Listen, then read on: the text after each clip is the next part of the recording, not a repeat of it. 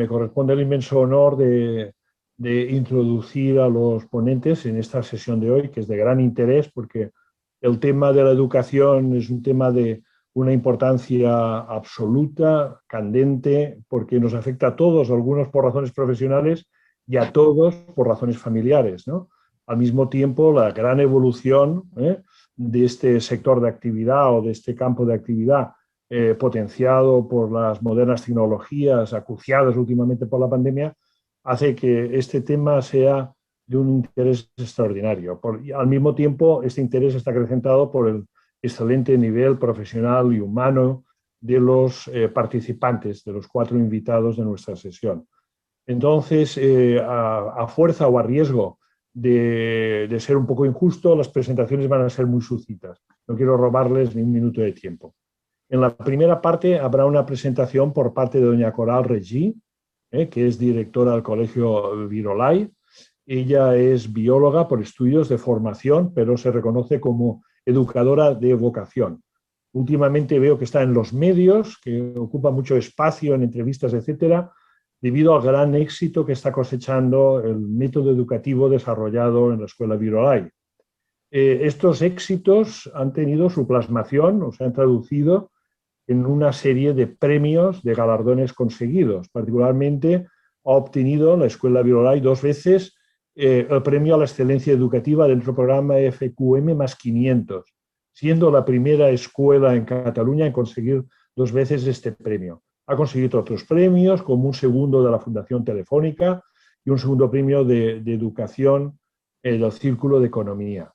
Yo he intentado acercarme a la metodología, a entender algo, he escuchado algunos de los vídeos con gran deleite y de las entrevistas a Coral y he sacado la conclusión de que el método es potencialmente su principal característica, es que es un método muy personal, basado en la enseñanza personalizada. Parece ser, ya nos lo contará ya con detalle, que cada alumno tiene que desarrollar un proyecto educativo en colaboración estrecha con el tutor y los objetivos de este proyecto educativo son múltiples, pero todos muy interesantes. Fomentar la creatividad, desarrollar sus cualidades, aptitudes, con la ayuda de las tecnologías hoy a nuestro servicio y al mismo tiempo prepararle para la vida de hoy en día, en el sentido de incluso ayudarle a combatir las pequeñas frustraciones, etc. Creo que va a ser muy interesante la charla, me consta, porque algo he oído acerca del tema y ya le doy la palabra sin más dilación. Una vez termine su exposición, habrá 3 intervenciones de ilustres invitados de hoy en día, de doña Carmen Guaita, de doña Juliana Manrique y, si da tiempo, de don José Fernando Calderero. En su momento haré una breve presentación de ellos, pero también con el mismo ánimo de no quitarles tiempo. Así es que adelante, Coral, y encantado y agradecido de que estés con nosotros. Muchas gracias, Marco Antonio, por el nombre. Te cito porque es como surge en la pantalla. Os agradezco muchísimo la invitación a todo el grupo de estudios de Alicante y especialmente por el vínculo personal, profesional y afectivo que tenemos a Jerónimo Gay. Y quiero agradecer expresamente todas las personas del equipo directivo de Virolai que hoy están aquí compartiendo y dando prueba fehaciente de que todo lo que trabajamos es fruto de un trabajo en equipo que viene de una gran propuesta que, como he comentado antes, viene por el proyecto educativo que iniciaron los señores Ballarín. En estos momentos se continúan con nosotros la señora Montserrat Andreu de Ballarín, que además está hoy presente. Por tanto, es un honor. Voy a pasar, porque tengo mucho interés en escuchar a todo el mundo después en las réplicas, de que nos encontramos delante de una situación en que realmente la pandemia nos ha hecho ver lo que es importante y prioritario en el colegio. Nos ha hecho ver realmente que estábamos en un momento, en una situación que realmente era absolutamente excepcional y que necesitaba un entorno distinto. Y realmente, como a mí no me gusta decir que la pandemia ha sido positiva, pero sí que es verdad que nos ha hecho revalorizar cosas y situar las cosas en un entorno distinto. Una de las primeras personas que habló sobre la necesidad de cambiar la estructura de la escuela fue, por supuesto, Ken Robinson, con el tema de la creatividad. Y es verdad esa idea de necesidad de establecer, más que una creatividad, con la idea un poco de artes plásticas, la creatividad un poco más de pensar distinto, de ser capaces de tener espíritu crítico, de ver cosas distintas. Está claro que necesitamos una escuela distinta. Está claro que necesitamos una escuela que sea capaz de dar respuesta a muchas de las cosas. En un artículo del periódico leíamos: prepárense para trabajar y estudiar cada día hasta los 70 años. Y esto muchas personas lo viven como negativo. Y nosotros hemos de trabajar para que nuestros alumnos vivan esto como algo positivo, como algo que realmente nos ayude a que ellos vivan, que el vivir aprendiendo a lo largo de la vida y vivir una situación de una cierta inestabilidad es algo positivo. Las competencias que los chicos necesitan hoy es más que nunca, y la pandemia nos lo ha evidenciado, una fuerte inteligencia emocional, una configuración personal de valores muy clara y muy interiorizada, una capacidad de trabajo en equipo, de innovación, una capacidad realmente de establecer ámbitos distintos de trabajo. Yo creo que eso realmente es un elemento importante. Tenemos un reto: garantizar una educación relevante para todos los chicos, garantizar una educación que realmente prepare a los chicos. En una frase que nos plantea Noah Harari en su libro 21 lecciones para el siglo XXI, nos dice: es necesario que los chicos sepan conocerse para a partir de ahí ser capaces de aprender a lo largo de la vida y reinventarse y una y otra vez. Lo que os planteaba en aquel acordeón de entrar y salir del mundo del trabajo. Y es cierto que nosotros no nos podíamos imaginar que los chicos estarían viviendo en una situación de incertidumbre. Eso es verdad, pero nosotros lo que es cierto es que el mundo es así y hemos de preparar a los chicos para este mundo. Otro libro, os voy recomendando lecturas de verano, otro libro que os recomiendo, además este es muy agradable, del Alex Bear, se llama Otras formas de aprender. El libro es sencillo, pero tiene una frase de esas que se nos tendrían que quedar grabadas como alternativas de otras formas de hacer. Él dice que tenemos que pasar de la escuela del sábelo todo a la escuela del apréndelo todo.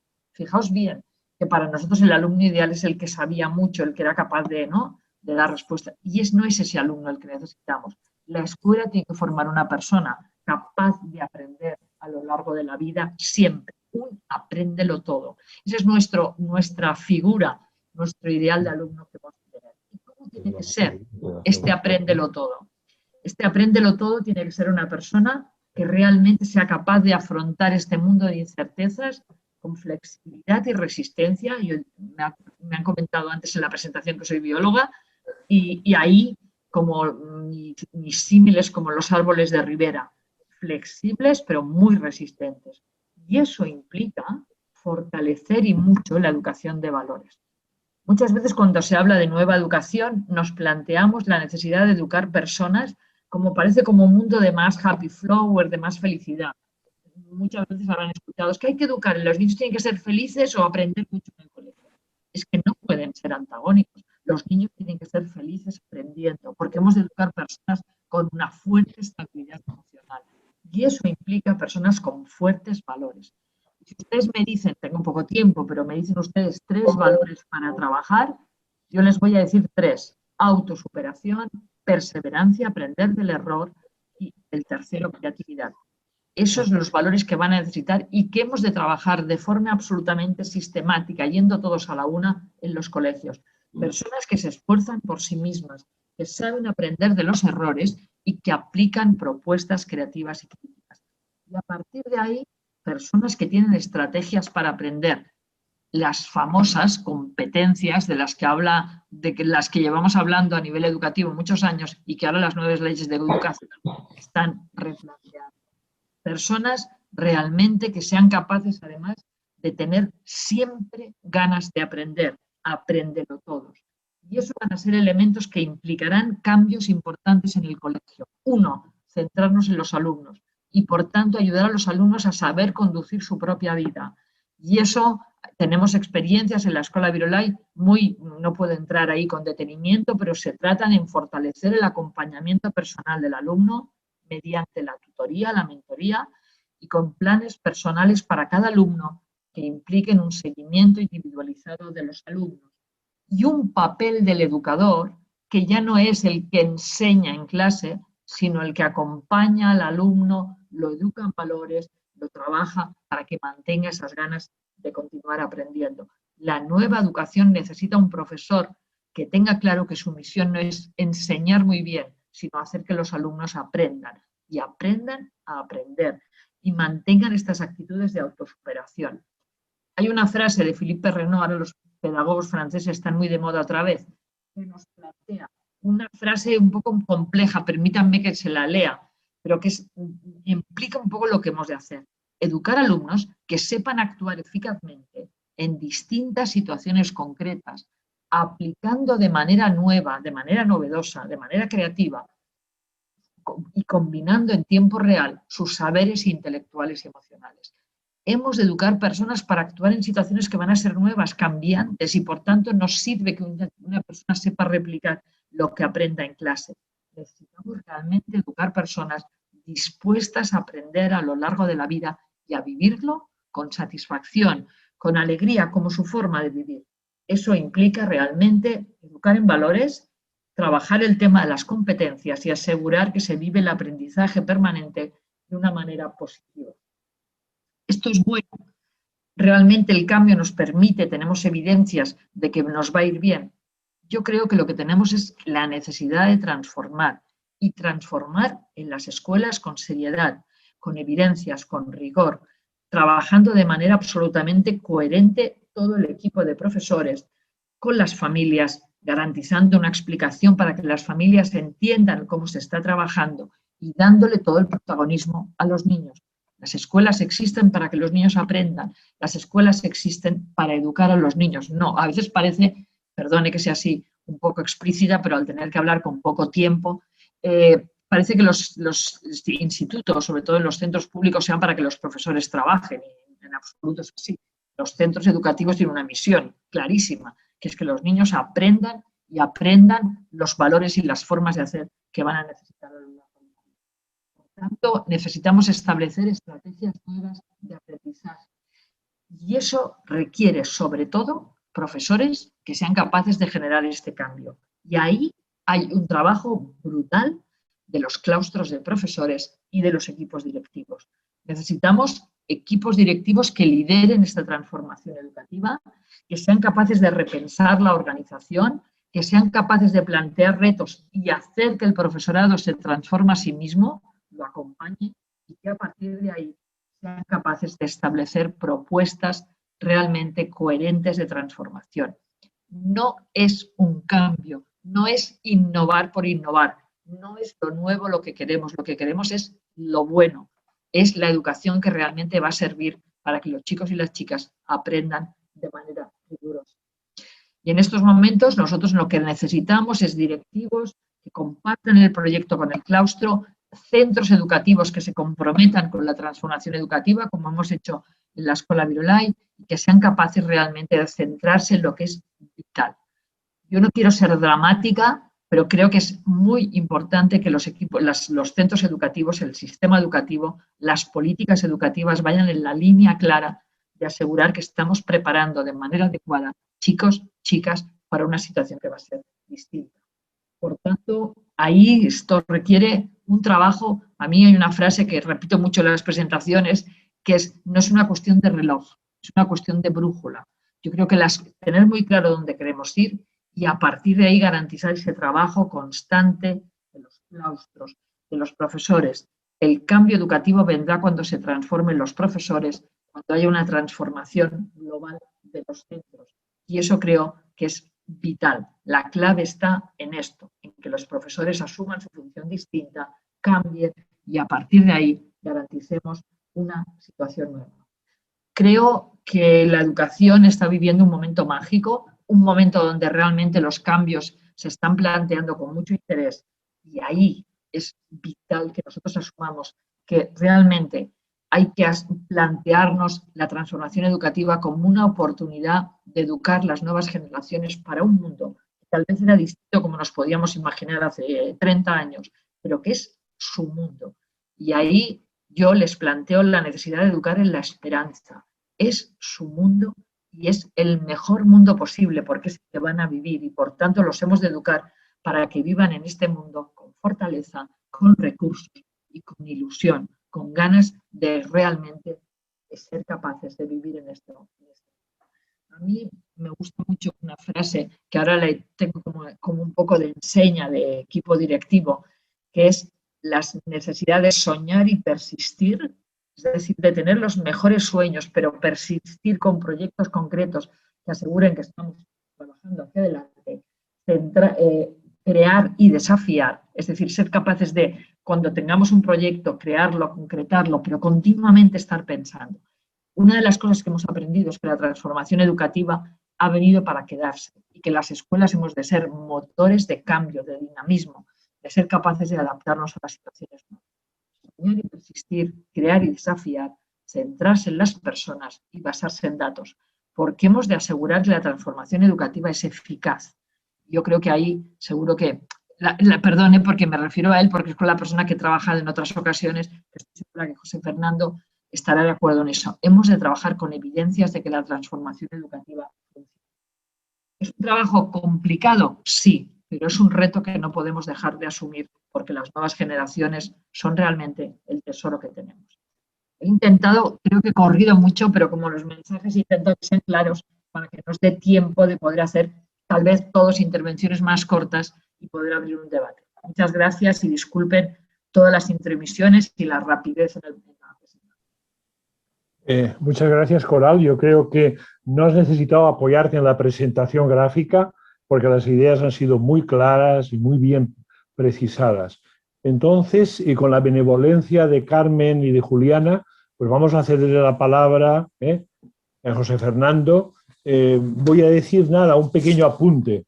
José Fernando es doctor en Filosofía y Ciencias de la Educación. Es también licenciado en Ciencias Químicas. Es profesor y fue el primer decano de la Facultad de Ciencias de la Educación en la Universidad Internacional de La Rioja y en la actualidad es director del Grupo de Investigación Educación Personalizada en la Era Digital. Ha sido profesor en la Universidad de Navarra, en la de Wales y en muchos centros educativos también de enseñanza secundaria. Su tema de investigación actual favorito es la educación personalizada como eje de la formación inicial de profesores. Y es autor de libros con títulos muy sugerentes, como Educar para la convivencia, Las relaciones sociales de los niños, ¿Quién me pasa con las matemáticas? Tengo mucho interés en este libro, Los buenos modales de tus hijos mayores, etcétera. Bueno, evidentemente tiene un currículum envidiable que todos admiramos. Él es persona modesta, pero hay una cosa de la que está muy orgulloso, y lo dice continuamente, de ser padre de 10 hijos y abuelo de 26 nietos. Entonces le doy la palabra a José Fernando. Pues muchas gracias, Marco Antonio. Lo primero que tengo que decir es aplaudir a rabiar a Coral, porque estoy ok al 110%. Cifra que es imposible, porque más del 100 no se puede estar. Pues yo estoy de acuerdo con Coral al 110%. Como yo tengo verbo fácil y tengo muchas cosas que decir y querría decirlas, voy a hacer un esfuerzo grande para hablar en plan Twitter.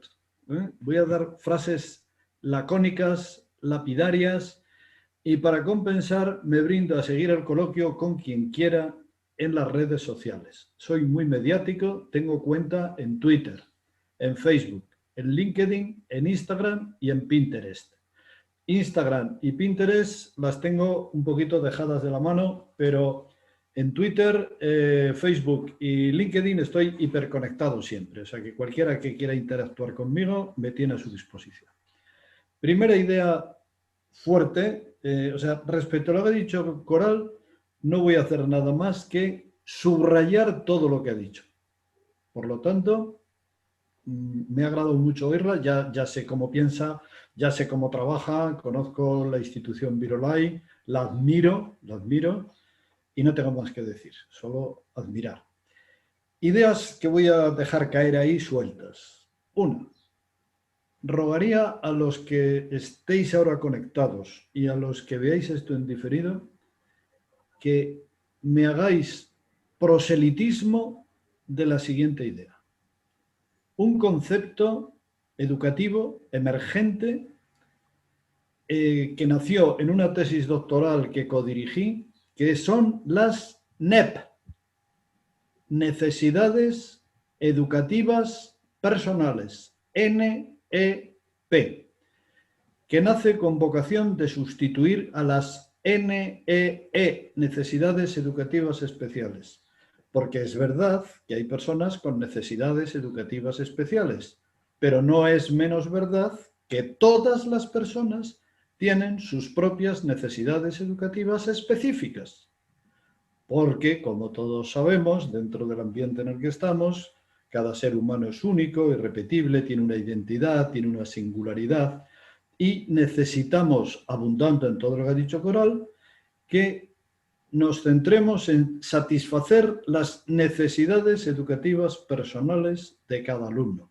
Una de las cuales, muy importante, es la necesidad de reconocer su socialidad. No digo sociabilidad, no digo entrenarles para que sean sociables, sino reconocer el carácter social intrínseco y esencial del ser humano. Ahí lo dejo caer. Si alguien quiere profundizar más, pues entra en mi blog jfcalderero.wordpress.com y ahí tiene una entrada sobre las NEP, puede acceder directamente a la tesis doctoral y ya está. Bien, eso, input 1. Input 2. Creo que educación debemos de dejar de considerarlo como sinónimo de enseñanza, porque en cuanto nos descuidamos, la educación es algo que se refiere a lo que hacemos en instituciones docentes, escolares, académicas, universitarias. Y la educación es algo más. Por supuesto que en todos estos centros llamados educativos se educa, claro, y se enseña. Y educar y enseñar no es lo mismo, no son sinónimos. Son como el anverso y el reverso de la mano, el haz y el en vez, el dorso, son inseparables, pero no son lo mismo. Y no se puede educar sin enseñar, porque tiene que haber un contenido. No se puede enseñar sin educar, porque la transformación de la persona se produce también con los contenidos y con las habilidades y las competencias, pero no podemos asociar los dos conceptos si queremos ser rigurosos. Creo que la educación, el concepto más adecuado, porque la educación es una palabra muy polisémica, muy manoseada, pasa como la palabra amor, que es importantísima, pero se presta para todo. Creo que educación tenemos que irla asociando al desarrollo personal. Y en la misma línea de lo que ha dicho Coral, creo que el gran objetivo es que el alumno, el hijo, porque el principal ámbito educativo, no digo debería ser, sino es la familia. Es la paidocenosis, que diría García Oz, el ámbito educativo que más huella deja. Por acción, por omisión, negativa, positiva, pero lo que se vive en la familia marca muchísimo, en un porcentaje muy alto, las propias vivencias, la forma de ser, de pensar.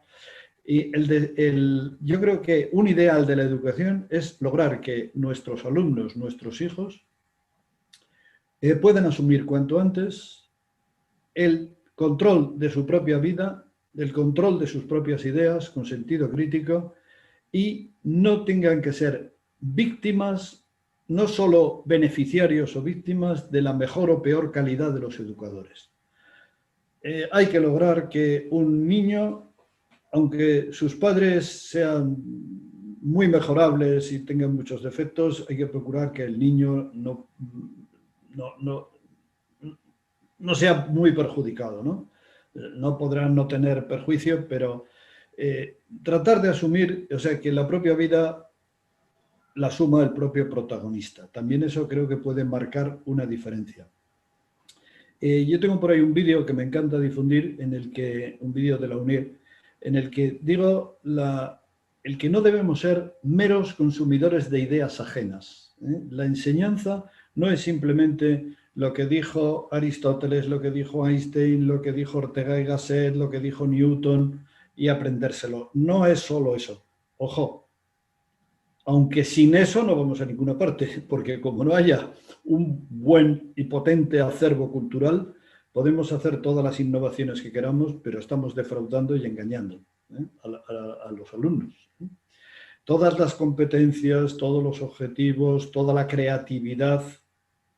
La creatividad, por cierto, creo que es algo inherente al ser humano. somos personas porque tenemos creatividad. Esto es muy importante, porque tenemos respuesta inédita a los estímulos. Los seres impersonales, animales, vegetales, minerales, no tienen respuesta propia. No pueden sino responder a los estímulos de una única manera. Tienen 0 grados de libertad, por utilizar una terminología científica. Pero los seres humanos somos seres personales, somos personas. Y eso indica que somos creativos, que tenemos respuestas inéditas. Por lo tanto, no debemos ser meros consumidores de ideas ajenas. Tenemos el gozoso deber de ejercer el derecho de aportar a la sociedad los tesoros que todo ser humano lleva dentro. Esto me parece que es importantísimo. Estoy de acuerdo en que ese gráfico que puso Coral al principio, de que primero se educaba, luego se trabajaba y luego uno se jubilaba, pues no, es absolutamente desenfocado ahora y antes, porque también visto desde lejos podría ser aceptable, pero tampoco, porque el desarrollo personal, que es lo que yo creo que es la educación, es omnipresente.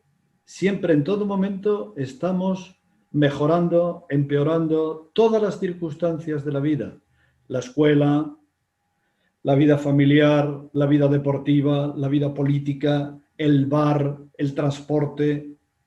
Nos hacen mejores personas o peores personas, depende de las circunstancias y de cómo procesemos. Por lo tanto, la educación es algo que está omnipresente en nuestras vidas porque el desarrollo es omnipresente. Soy muy partidario, ya me voy a callar porque ya veo que estoy consumiendo demasiado tiempo.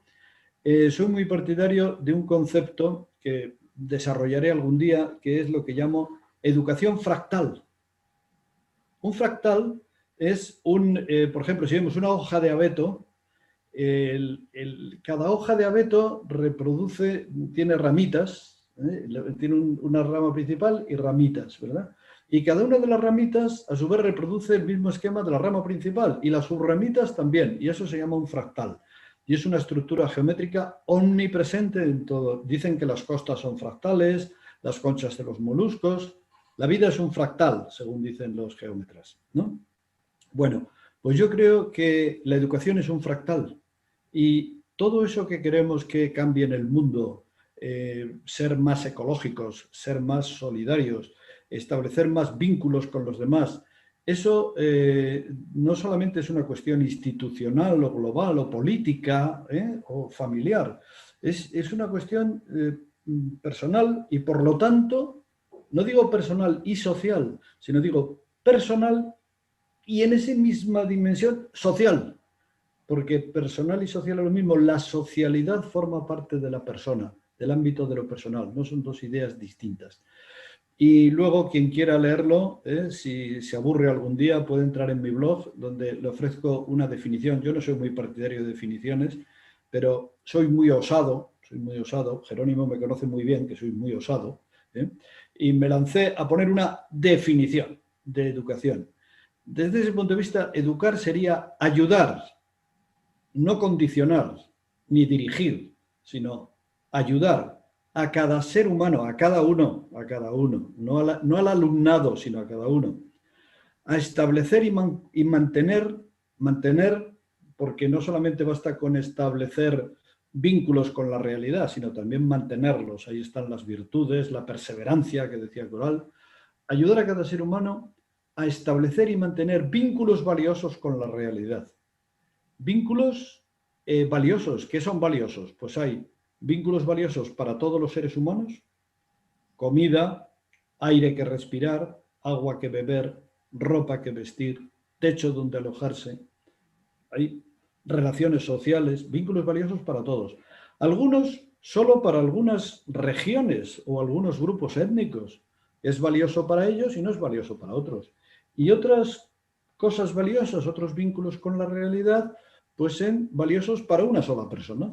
Es valioso para mí, lo cual no quiere decir que no pueda serlo para otros, pero eso es valioso para mí y eso no solo hay que respetarlo, sino que fomentarlo, porque la singularidad de cada uno es una riqueza.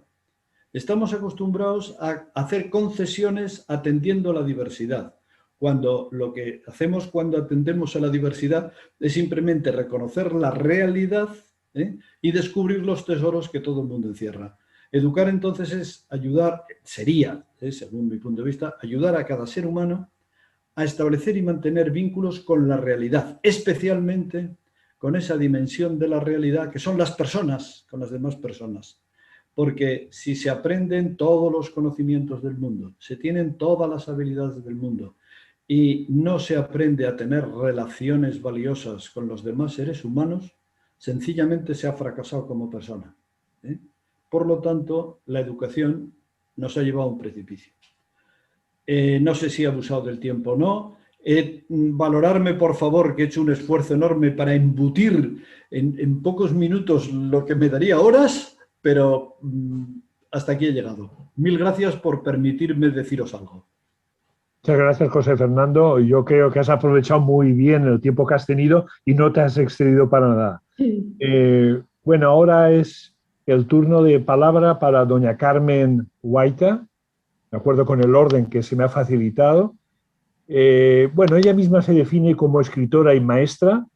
Está muy orgullosa de esos dos cometidos.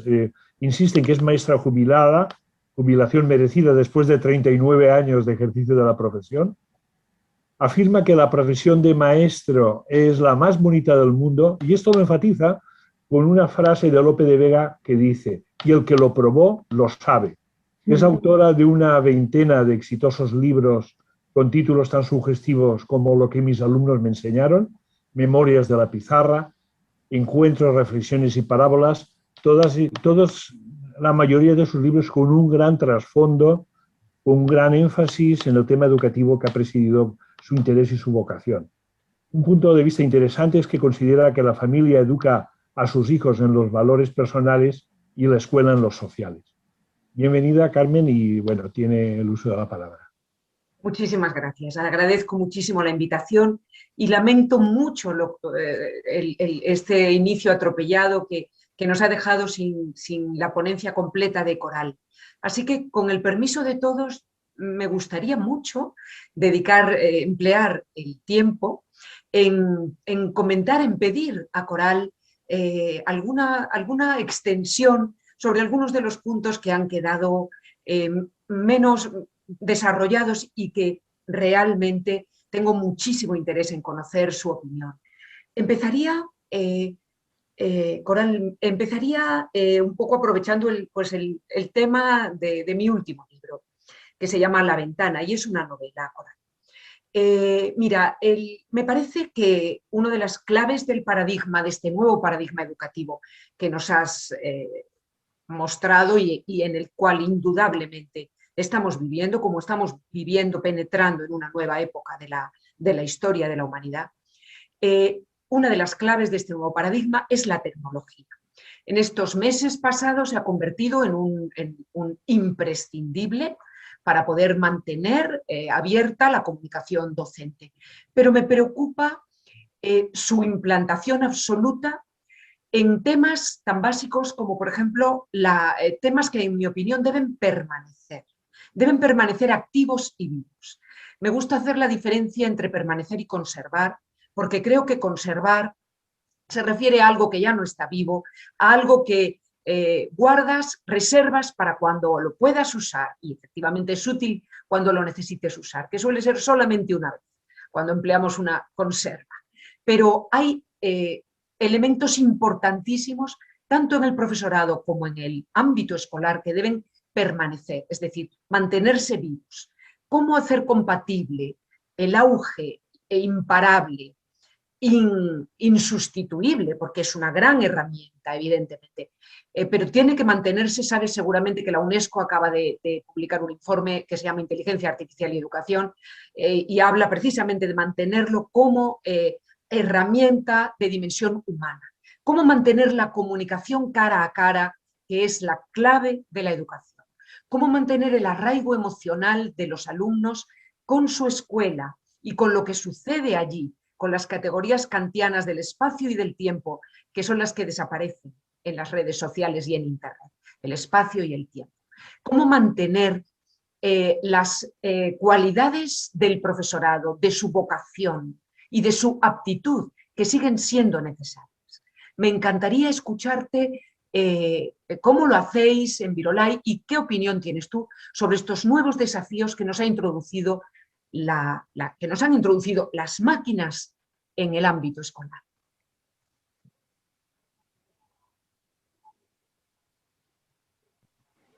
Perfecto. Creo que ahora sí, ¿no? Ahora sí tengo voz. A ver, no he podido hablar del tema de la tecnología al acelerar un poco la presentación y me encanta la pregunta que me has hecho, por tanto, mira, nosotros decimos en el colegio que la tecnología se tiene que utilizar, pero tiene que ser invisible. Es decir, tiene que ser un recurso y nunca un medio en sí mismo. Evidentemente la tecnología está fuera de la escuela y la tecnología se tiene que incorporar a la escuela porque además es una gran oportunidad de poder educar a los chicos en un entorno tecnológico, el Internet, que es justamente con riesgos, lo hemos podido comprobar hoy mismo, y que por tanto hay que educar mucho en los chavales el tema de la identidad digital, la seguridad en el uso de las redes, etcétera, etcétera. ¿Cómo usar la tecnología de una manera que realmente sea un uso útil? Pues yo creo que asegurando que los alumnos la saben utilizar, nosotros en el colegio, los chavales simultanean, me sabe mal no poder enseñar imágenes, pero simultanean perfectamente el trabajo en papel, el trabajo con materiales de texto. Yo muchas veces les digo, los niños tienen que aprender a trabajar de distintas fuentes. Y eso, mucha gente se cree que es distintas entradas de Google. Yo digo, nunca. Evidentemente Internet es una fuente de entrada de información, pero por supuesto la experimentación, la observación, el hablar con personas que sean realmente potentes, lo es y mucho más. Por tanto, ahí hay la experimentación en el laboratorio, la observación de la naturaleza, la lectura de libros, el hablar, los debates, todos son recursos que son importantísimos y, como tú bien has dicho, insustituibles.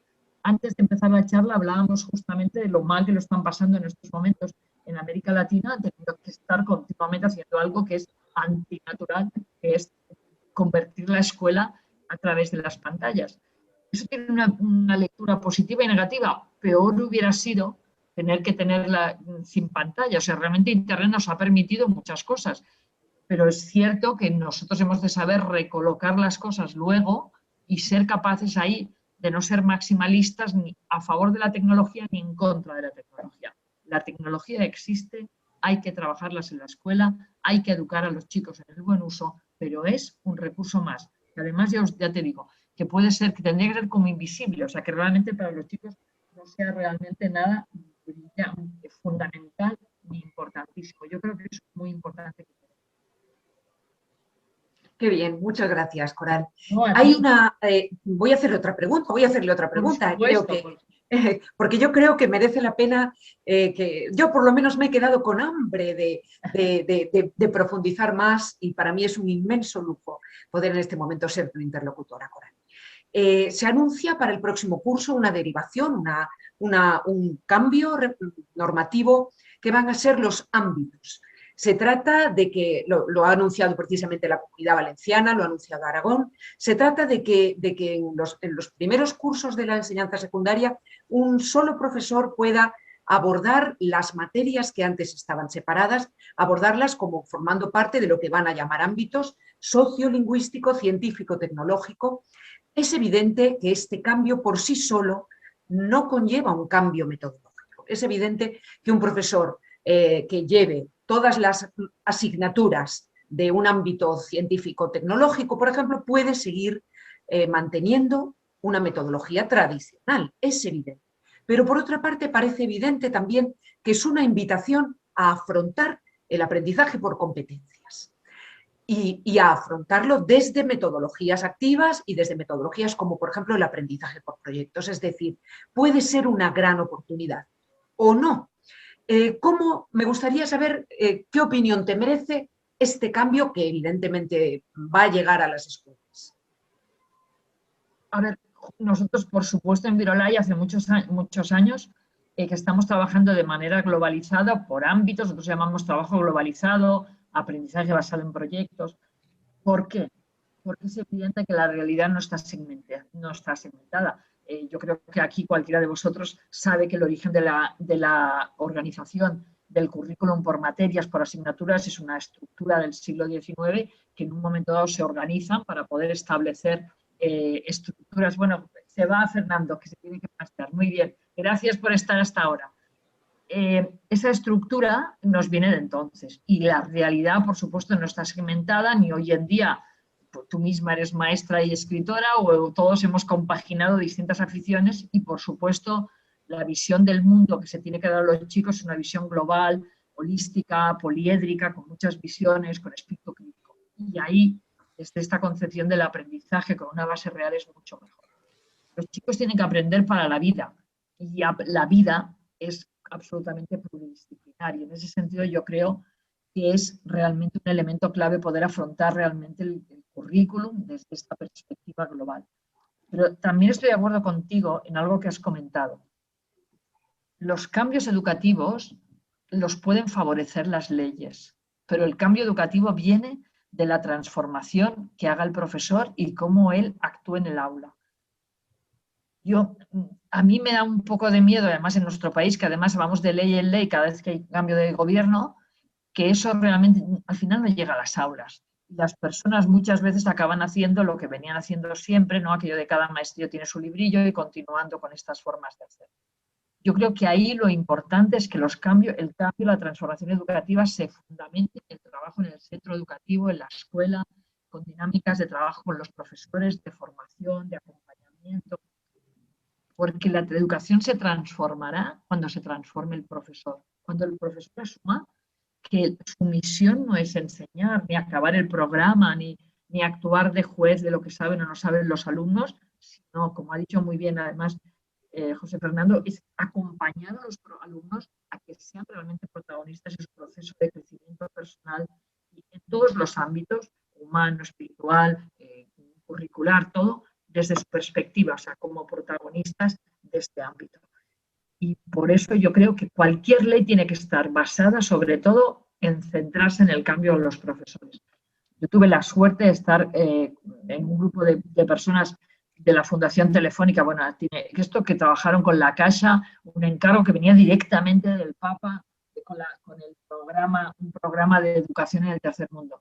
Y el tema era enseguida, pues vamos a dar ordenadores al tercer mundo. Y yo les dije, eso es un error gravísimo.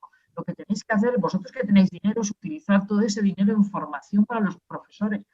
Uno de los temas, es un tema que realmente es muy duro, es que el nivel de la calidad de los profesores.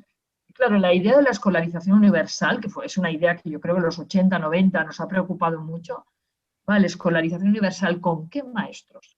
El problema que tenemos en algunas zonas de Sudamérica o de África es que el nivel de los profesores es horrible. Y eso hace que los niños en las escuelas prácticamente es que no aprenden nada. O sea, hay una situación de pérdida de tiempo flagrante. ¿En qué hemos de dedicar los recursos ahora? A la formación y a la transformación de los maestros. Y a partir de ahí, por supuesto, con una visión absolutamente global y centrada en el alumno.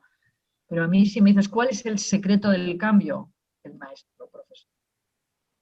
Me sucede como a José Fernando Calderero, estoy al 110% de acuerdo con lo que estás diciendo y además lo subrayo todo. No es que tenga una pregunta más, es que tengo del orden de 50, pero me parece que igual es momento de dejar paso. Marco Antonio, ¿puedo hacer alguna pregunta más? Sí, alguna más, por favor. Sí, muy bien. Pues Coral, me gustaría mucho preguntarte pues, cómo empezó tu ponencia, comentando cómo la escuela debe adaptar su trabajo a la realidad social y socioeconómica también.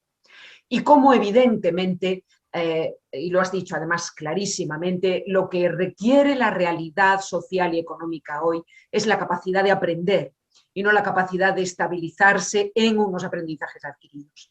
Pero ¿cuál es el límite, Coral? ¿Cuál es el límite que puede poner lo social y sobre todo lo económico a la escuela? Es decir, ¿debe la escuela constantemente seguir los parámetros que marque la economía, por ejemplo, el mercado de trabajo, o hay un campo, digamos, vamos a llamarlo de arte de la escuela?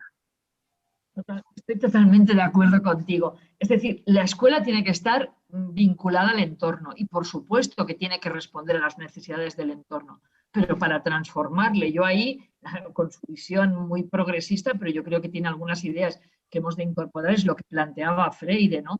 La escuela no cambia el mundo, pero puede cambiar las personas que lo cambien. Y la escuela no tiene que estar ahí, porque fijaos bien que muchas veces a nivel social tenemos propuestas absolutamente materialistas, hedonistas, de niños, no super, los anuncios de televisión a veces con niños, perdón la expresión, absolutamente malcriados, ¿no? Que piden cosas y los padres se lo tienen que dar, ¿no? Piden un chocolate, piden no sé qué, y ahí eso tiene que ser, o el hecho del consumo inmediato que muchas veces se da en la publicidad. La escuela no puede adaptarse a esa realidad. La escuela tiene que denunciar esta realidad y educar personas con espíritu crítico, personas con una mentalidad resiliente. A mí, por ejemplo, hay un tema que me preocupa muchísimo, que es el hecho de que en estos momentos nos damos cuenta en las escuelas que está aumentando, pero geométricamente, los niños con problemas mentales, ¿no? Dicen que la siguiente pandemia va a ser la de las enfermedades mentales. Yo ahí, como siempre me gusta darle vueltas a las cosas, me preocupa un tema que tal vez, yo pienso que tal vez como escuela no hemos sabido preparar realmente generaciones resilientes. Nos hemos llenado la boca del tema de la resiliencia, pero educábamos chicos y chicas para un entorno estable. Y en el fondo nosotros mismos no asumíamos que teníamos que educar chicos y chicas para afrontar situaciones que van a ser más complejas. Porque tal vez nosotros hemos sido las primeras generaciones que hemos vivido en un entorno pues, sin guerras, sin catástrofes graves. Y claro, eso no estábamos acostumbrados a esta situación.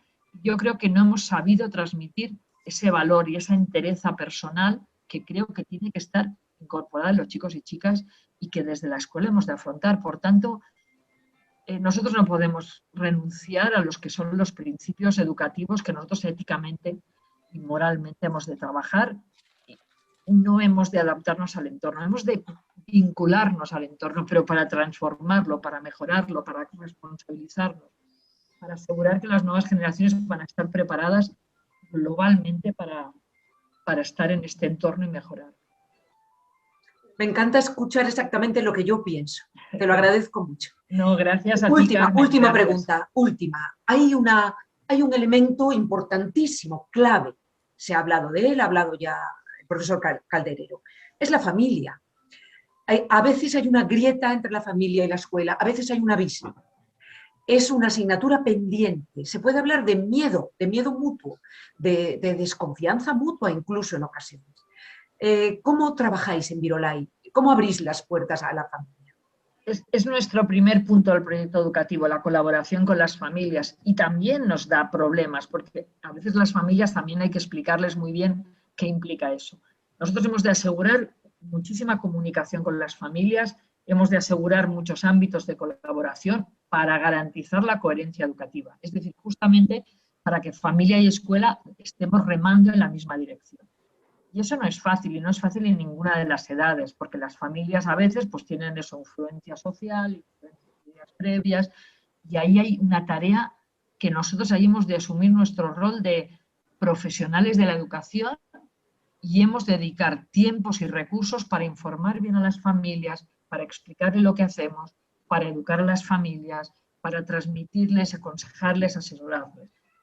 Y eso implica otro elemento que está, de alguna manera también lo hemos planteado cuando estamos hablando de profesores, la necesidad de prestigiar al educador como profesional. Hoy en día la gente cuestiona todo, pero porque cuestionan a los médicos, cuestionan las opiniones de todo, o sea, a nivel social hay este cuestionamiento de los profesionales. Pero es importantísimo potenciar muchísimo la visión de profesional, de experto de educación de los maestros. Yo creo que ahí hemos de apostar muy fuerte como escuela, como sociedad, para asegurar que los maestros son un referente que ayuda a las familias, a veces en esos dilemas o en esos momentos de dudas. Yo creo que el trabajo es conjunto. Hay una frase que dicen que es de un presidente de Uruguay, que dice, los niños vienen educados de casa y en el colegio se aprende. Yo creo que eso no es verdad. Los niños aprenden, por ejemplo, si tú hablamos antes de lectura, los niños aprenden, por supuesto, el amor a la lectura en casa y en la escuela.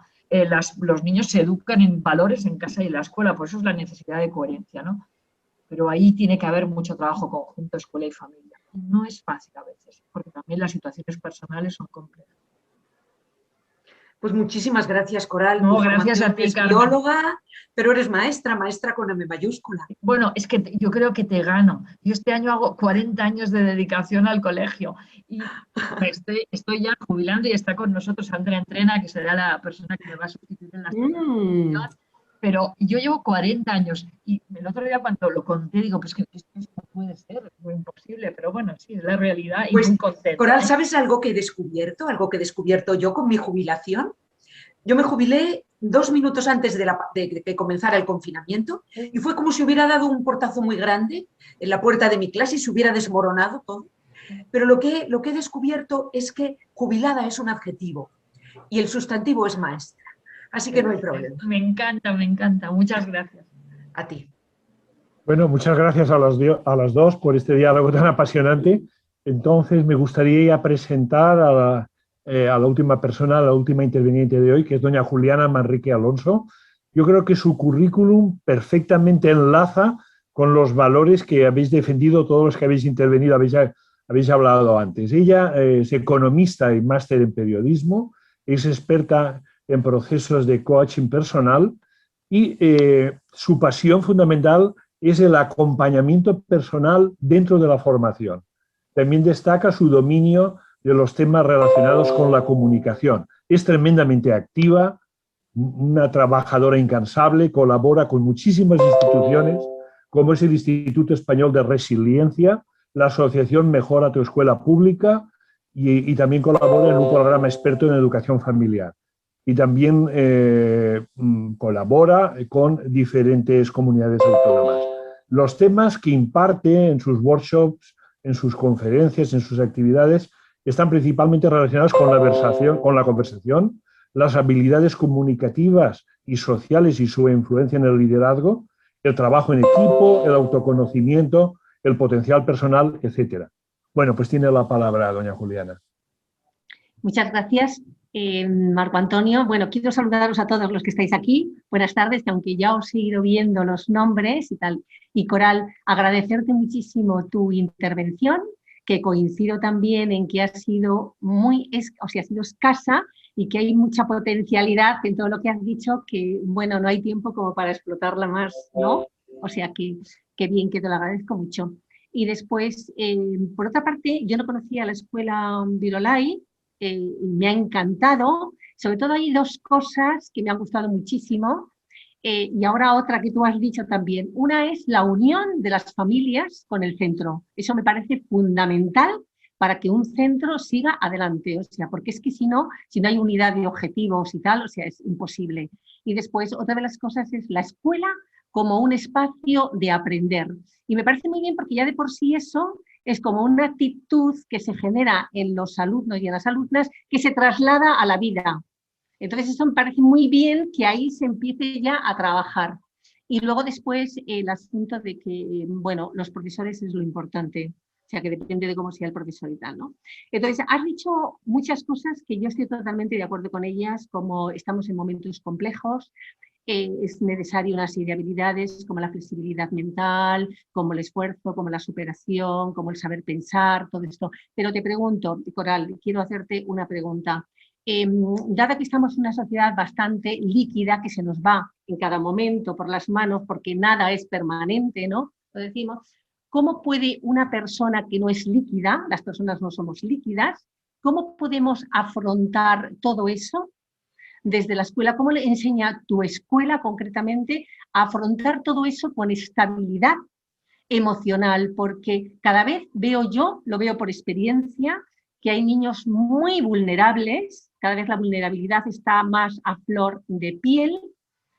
Y todo esto que estamos hablando de autosuperación, que a mí me parece muy bien, pero las palabras a veces hay que explicar bien el concepto, pues todo eso a veces pues, se dan cuenta de que no es, o sea, en fin, que es necesario tener una estabilidad para querer incluso aprender. O sea, ¿cómo afrontamos eso con todo el cambio, con estabilidad emocional? ¿Cómo lo hacéis en tu escuela, Coral? Muchas gracias, Juliana. Y por supuesto, lo primero es invitarte a que vengas. Si vienes a Barcelona, te vienes a vernos. Además, estamos en un sitio que se ve toda la ciudad. Lo he visto. Lo has visto, merece la visita. Y en la web, sí. Sí, merece la visita. La inteligencia emocional, el trabajo de la educación emocional es clave. Nosotros en el momento en que justamente cuando Carmen decía eso, que se desmoronó el colegio, el día 13 de marzo, cuando cerramos el colegio, nos reunimos en el despacho de dirección y dijimos lo más importante es mantener el vínculo con alumnos y con familia. Y nosotros dedicamos, por supuesto, tiempos a continuar el aprendizaje durante estos 4 meses de cierre de escuelas, pero dedicamos muchísimo tiempo y muchos recursos a asegurar el contacto y el vínculo con los alumnos y las familias, porque esto realmente es un elemento clave. La estabilidad emocional es un elemento determinante y clave para poder trabajar, para poder aprender, ¿no? Necesitamos primero crear vínculo, garantizar esta educación emocional. Estoy totalmente de acuerdo contigo que muchas veces cuando hablamos de educar valores, entre ellos la resiliencia, la autosuperación, la estabilidad emocional, la empatía, las palabras se nos las llevan. Y yo siempre les pregunto, cuando voy a hacer conferencias a colegios, les planteo una pregunta. Ustedes seguro que tienen un plan de lectoescritura. ¿Me pueden explicar su plan de trabajo del esfuerzo, de educación del esfuerzo? Y ahí ya se desmoronan, porque los valores parece que se transmiten pues, por contagio, entre todos, de manera transversal. Y eso es la manera de entre nadie y sin estructura. Nosotros, por ejemplo, en Virolai, el trabajo de la autosuperación del esfuerzo es un elemento absolutamente transversal y que se inicia desde los niños pequeñitos, yo creo que casi en P1, los niños de 1 año, hasta los 18 años. Y nosotros el trabajo y la valoración del esfuerzo, y eso además muy vinculado con las teorías de don Víctor García Hoz, de educar a los alumnos para el progreso. Es decir, lo importante no es dónde llega un alumno, sino lo que aprende y lo que se esfuerza y la autosuperación. Y eso es una red y un trabajo en la escuela absolutamente constante y que se transmite en todos los elementos y que se comparte totalmente con las familias. Nosotros, conjuntamente como uno de los elementos de valoración de un alumno está valorar si su rendimiento es satisfactorio, si realmente está poniendo esfuerzo para conseguir lo que avanza. Nosotros tenemos una frase que es ningún éxito sin esfuerzo, ningún esfuerzo sin éxito. Porque son las dos cosas, tiene que ser ahí las dos cosas, ¿no? No podemos premiar a los chavales que consiguen porque tienen buenas capacidades, porque tienen talentos en determinadas cosas. No, eso no se puede premiar porque ese alumno al final se estrellará y no podrá continuar trabajando, ni lo contrario. Cuando un alumno se esfuerza hay que reconocerlo, porque fíjense que hoy no hemos hablado de esto, pero otro de los problemas del sistema educativo y sobre todo en nuestro país es el tema del fracaso escolar y del abandono escolar temprano. Ahí es clave que los chavales no se desencanten y vean que el colegio es un sitio donde les damos todas las oportunidades para continuar aprendiendo. Nosotros trabajamos a nivel de inteligencia emocional tanto lo que sería aspectos interiores, de estabilidad de la persona, como de relación con los compañeros, reconocimiento de emociones, trabajo de las emociones, trabajo de la gestión de conflictos. Es decir, aquí tenemos un programa muy bien estructurado para asegurar que realmente educamos personas lo más estables posibles y realmente con un trabajo de educación de valores muy sistemático y organizado. Muchísimas gracias, Coral. Efectivamente, porque es que si no, educar a la gente para que se superen, para que pongan esfuerzo y todo esto, puede quedar en un individualismo. Entonces, me imagino que ahí desde Virolai, les dais esa sensibilización para su misión en la vida, porque no se pueden quedar con ello, porque si no estamos haciendo lo que está pasando, ¿no? Muchas veces, que son individualistas, narcisistas, sino todos esos talentos, me imagino que también a través de vuestra metodología les hacéis ver que son para ponerlo al servicio de la sociedad, que no se queden ellos, porque si no estamos haciendo personas totalmente con heridas emocionales. Es uno de los valores que está definido en nuestro proyecto educativo, es el cuarto principio de nuestro proyecto educativo, que es el compromiso con la responsabilidad social. Y eso está ligado ahora con un elemento que yo creo que es clave, que es el tema de la educación en la esperanza. A mí a veces si me preguntan qué cualidad no le puede faltar a un educador, es la esperanza. Una persona que no tenga esperanza en que realmente la sociedad puede ser mejor, que podemos ir mejor, que no tenga esperanza en que cualquier niño puede mejorar, que cualquier niño puede crecer, esa persona no es un educador. O sea, no puede ser un educador. Y ya por último, porque no veo que es tarde ya, ¿no, Coral? Me gustaría, hablando de esto que has hablado ahora mismo de la esperanza, ¿qué te parece a ti desde tu punto de vista, tú como educadora, podríamos concienciar, ¿no?, a la gente, o sea, por ejemplo, a tus alumnos, acerca de este mundo cambiante, qué se puede mejorar de él, ¿no? Porque me imagino que este mundo cambiante, que tiene cosas muy positivas, tiene virtudes, también tendrá defectos, tiene defectos de hecho, ¿no? Entonces, ¿cómo influye la escuela en mejorar estos defectos? ¿Y qué tipo de habilidades habría que trabajar también para paliar estos defectos del mundo de ahora, desde tu punto de vista? Te voy a poner ejemplos concretos. Muy bien. Trabajamos temas de sostenibilidad, de salud, trabajamos temas de contacto. Tenemos la gran suerte de tener una residencia de ancianos justo, o sea, casi dentro de la escuela. Trabajamos con los ancianos de esta residencia. Fijaos bien que estamos en una sociedad que muchas veces tapa los ojos delante de problemas como, pues, por ejemplo, como la vejez. Trabajar con los chicos y darles realmente que aprendan juntos con los abuelos es una experiencia muy potente. Este año lo hemos tenido que hacer virtualmente porque nos han dejado, por supuesto, entrar a la residencia, pero es una experiencia increíble. Todos los alumnos de bachillerato se tienen que comprometer a hacer retos sociales de ayudas o en ONGs o en residencias de ancianos o con alumnos de otras escuelas trabajando temas de mentorships o de apadrinamientos, etc. Ahí hay un trabajo fundamental de comprometerlos. Mira, muchas veces decimos que hay que aprender haciendo y en solidaridad y en compromiso social hay que aprender haciendo. Y yo creo que ahí hay que realmente afrontar que la situación requiere educar en valores, aplicando estos valores y haciendo evidente lo que la sociedad actual no está haciendo bien, que es a veces no visibilizar realidades o situaciones que son muy próximas y que nos negamos a ver, ¿no?, que intentamos tapar y no ver. Sabemos muchas veces que la escuela está, a veces dices, estás predicando en un desierto. Bueno, yo ahí me continúo pensando en el tema de la esperanza y creo que muchas de las cosas que nosotros ahora estamos trabajando con los alumnos desde pequeños, llega un momento que florece. Y eso es de las cosas que comentaba antes Carmen, ¿no?, que como educadores muchas veces, a veces ves a aquel alumno o aquel antiguo alumno que te ha hecho sufrir mucho, que has pensado, con esto no me salgo, y que al cabo de unos años viene y te ves que no te dice, me acuerdo de aquello que me dijiste y me ha hecho pensar y he cambiado, ¿no? Yo siempre digo que ser educador es como un regalo brutal que te da la vida porque tienes esos retornos que realmente te llenan y te acompañan mucho. Muchísimas gracias, Coral. Me encantaría seguir conversando contigo. Sí, y a mí también, ya ves que somos muy habladores. Hay muchas cosas que se me quedan, incluso hasta la primera diapositiva que nos has puesto, una de las primeras en la que es necesario, bueno, en fin, te preguntaría muchas cosas en las que solamente se necesitan habilidades y no se necesitan títulos, me gustaría ahondar en eso. Bueno, cada transparencia que has ido poniendo, o sea, es podríamos que discutirla, muy bien. Pero bueno. Cuando queráis, cuando Jerónimo me dice el año próximo otra vez, ahí estoy, me apunto y vengo. O si no venimos, oye, Jerónimo, podemos llegar a hacer una tertulia virtual real, una cena coloquio, una tertulia. A ver, llegará el momento en que podremos desplazarnos y hacer contactos reales. Efectivamente, la conversación es un espacio muy potente para aprender. Un café conjunto.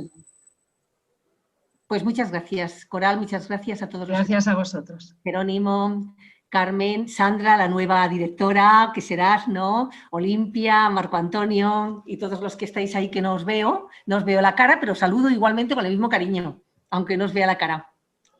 Bueno, muchas gracias a todos, a todas. Ha sido muy interesante. Yo acuñaré a nivel personal la frase de José Fernando. Estamos de acuerdo a un 110% o algo más en todo lo que ha dicho Coral y además matizando las intervenciones del resto de los participantes de esta interesante tertulia. yo creo que no hay tiempo para preguntas por el incidente que hemos sufrido. A ver si hay alguien, a ver si hay alguien. Pregunta. Bueno, abusando un poco de la confianza de los... No, ningún problema, encantado. Bueno, pues entonces preguntamos a ver si alguien de los amigos de GEA o de los participantes tiene interés en formular alguna pregunta o hacer alguna matización a Coral o a cualquiera de los otros invitados, pues que lo haga, por favor. Olimpia.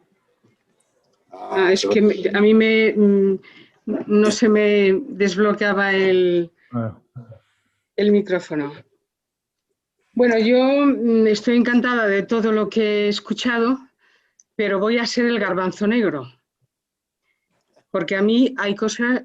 Estoy de acuerdo con un porcentaje altísimo de lo que he escuchado. Bueno, me presento, yo he dirigido un colegio 23 años, he sido el mismo colegio, he sido directora de educación de una empresa que tiene 35 colegios en toda España y ahora me dedico a formar a profesores y a directivos pues, de la pública, de la concertada. Es decir, mi vida ha sido la educación. Entonces, estoy de acuerdo en en la mayoría de los planteamientos que se han hecho, aunque en algunos noto una cierta contradicción, pero eso lo dejamos para otro día. Pero sí que he hecho en falta que se ponga en valor que hay que enseñar, que el alumno tiene que saber, porque un alumno que no sepa, ¿para qué quiere las competencias? Y entonces nos encontramos con cantidad de alumnos ahora mismo, pero esto no es que lo diga yo, es que me lo dicen los profesores, de la pública, de la privada, de la concertada. A lo mejor seguro que la Escuela Virolai es un oasis distinto, ¿no? Pero la mayor parte de los profesores de secundaria, de universidad, me dicen, Olimpia, es que no saben leer, es que no entienden lo que leen. Pero Olimpia, no Olimpia, perdona un momentito. Es que la responsabilidad de los profesores es enseñarles a leer. O sea, a ver, lo que no podemos, el profesor no puede ser un espejo que diga, no saben leer, no saben. No, perdona, es que tu obligación es que los alumnos aprendan. Bueno, pues entonces tú que en la primera parte de tu intervención, que me encantó, de esto, es decir, yo he tenido unos jefes fantásticos, no se hablaba de líderes, pero sí de jefes, que siempre me incitaron a decir lo que pensaba y a que el espíritu crítico sano saliese. Entonces, tu primera intervención, que la valoro, me parece que es una intervención más centrada en el mercado laboral. Luego, sin embargo, en la contestación que has dado a Carmen Guaita, ya incides en algo que yo estaba echando en falta, que es la formación del profesorado, prestigiar al educador. Claro que hay que prestigiar al educador, efectivamente, y el primero que se tiene que prestigiar es él. Pero a la hora de la verdad nos encontramos con una carencia de contenidos, de conocimientos y de sabiduría que no va a suplir Internet. Entonces, eso a mí me preocupa. Simplemente pongo en la mesa una preocupación, es decir, el alumnado hay que exigirle más, claro que él va a luego seguir profundizando, pero tenemos que ayudarle a que aprenda, a que sepa. Yo le doy gracias a Dios, como tengo fe, lo puedo decir, le doy gracias a Dios de haber tenido, soy doctora en filosofía, y de haber tenido profesores que me exigieron muchísimos contenidos que efectivamente me han ayudado muchísimo en toda la vida. Entonces, yo, repito, en toda la que me ha encantado, echo en falta y lanzo a la nueva directora de Virolai, Sandra Entrena, que hay que, desde mi punto de vista, incidir en que los alumnos aprendan, sepan más, sepan enfrentarse con un texto, sepan, que no oigan Dostoyevski quién fue, que sepan hablar, pero porque saben como fruto de que les hemos enseñado muchas cosas que aparentemente pueden parecer inútiles, pero que no lo son. Y con esto, ahora, gracias. Sí, es que estoy de acuerdo, estoy de acuerdo contigo, Olimpia. Y además yo creo que cuando se habla de personas que trabajan bien a nivel competencial, por ejemplo, César Coll, que fue el padre de la primera reforma y que ha sido ahora también está muy vinculado con el César Coll, es una persona que te plantea claramente cómo nosotros hemos de asegurar una serie de contenidos que tienen que trabajarse competencialmente para que los alumnos después puedan continuar aprendiendo, pero es evidente que los niños tienen que tener una serie de conocimientos.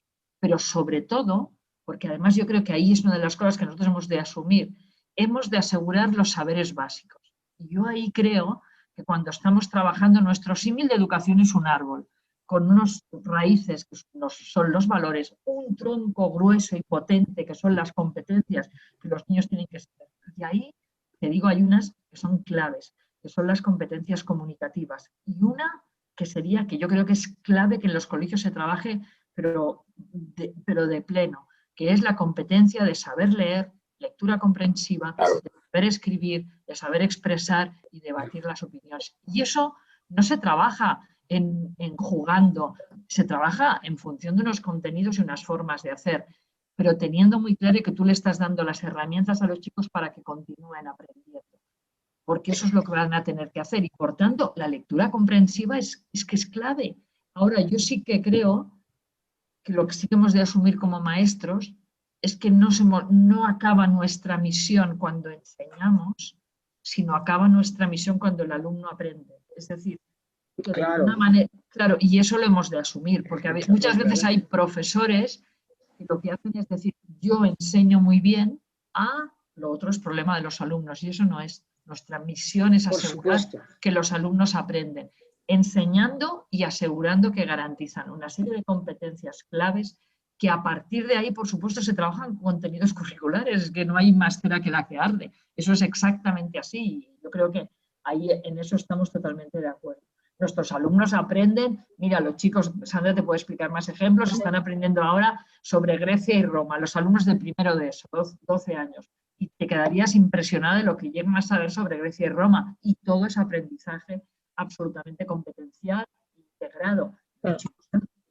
El hecho, Olimpia, es un poquito como buscar el equilibrio, ¿no? Entre, bueno, y también, ya no tanto buscar el equilibrio, sino me refiero a que hay veces que, porque también nos hemos encontrado y hemos acompañado en diferentes aspectos a muchas escuelas, ¿no? Y es perder también esa...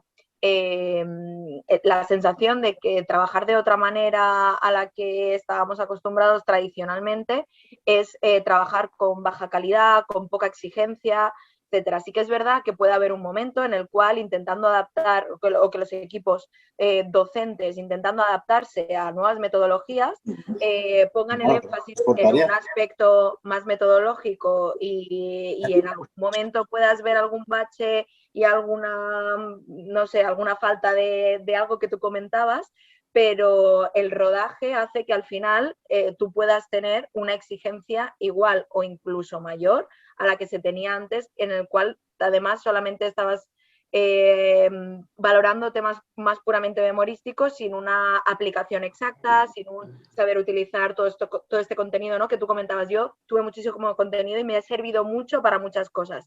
El hecho es que ahora la escuela te proponga situaciones en las cuales ya desde allí tengas que utilizar estos contenidos para algo práctico, ¿no? No que tengas que esperarte a salir de la escuela para que, si has tenido la suerte de desarrollar unas capacidades o unas competencias concretas, puedas aplicarlas, ¿no? Es un poquito esto que es exactamente, pues un poco lo que tú comentabas, y eso, que el nivel de exigencia no tiene nada que ver, no estar reñido una cosa con la otra, al contrario. Evidentemente, el tema es el equilibrio, y no inteligencia sin memoria y memoria sin inteligencia. No vale para nada. De todas formas, también haría otra cosa, habláis todo el tiempo, y lo respeto, de valores, valores, valores. Yo soy siempre más partidaria de hablar de virtudes, virtudes. El valor es un ente ideal arraigado en el sentimiento, y la virtud es un hábito operativo que hay que ejercitar día a día, minuto a minuto, momento a momento.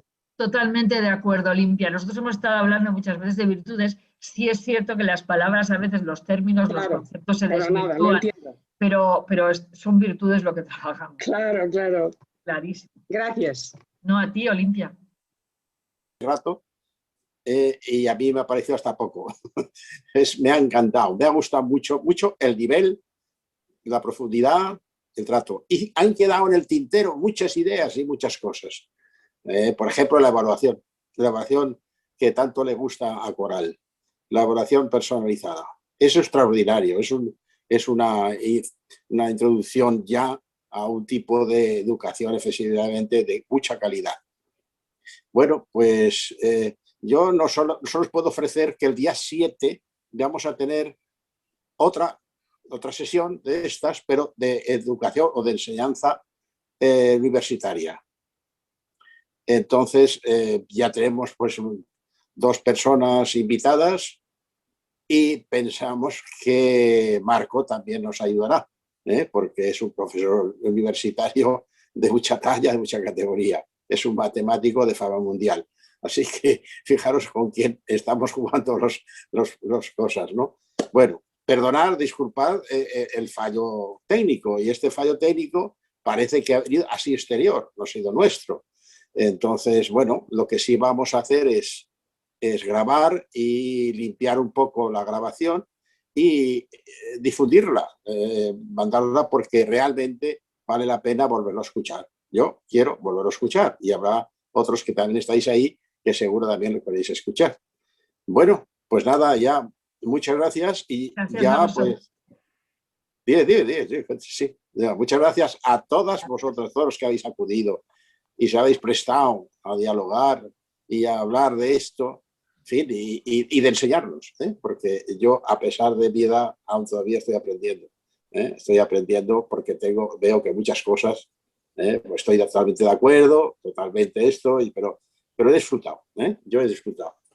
Bueno, pues nada, gracias Coral, gracias Carmen. Gracias a todos. Gracias. Adiós, adiós. Adiós. Adiós, Bueno, hasta luego. adiós.